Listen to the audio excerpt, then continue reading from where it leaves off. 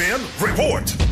Kipahinumduman na usab karon ang mga manindahay sa mga pampublikong merkado dinhi sa syudad sa Subo nga dili manikas sa ilang mga pagpaninda og ilabi na sa ilang paggamit sa mga timbangan. Matod sa Office of the City Markets kon OCM sa syudad, moabot sa 69 ka mga depektoso og dili rehistrado nga mga timbangan ang ilang mga nasakit alang sa mga buwan sa Pebrero ug Marso sa tuig 2025. Madre John Paul Amores kinsa mo'y labaw sa Research, Planning, Monitoring and Development section sa OCM, kasagaran sila magdasakit nga mga depektoso timbangan gikan diha sa May, Escanio Street ug paingon kini sa El Filibusterismo nga sakop gyapon sa Carbon Public Market.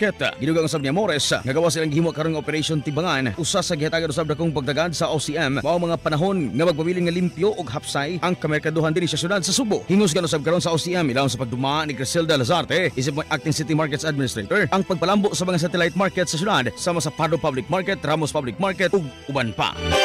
Report gikan sa Cebu City Hall kini si Idol Clinton Taco sa 93.9 IFM di kabugan sa paghatod sa nagunang balita. Tatak IFM balita.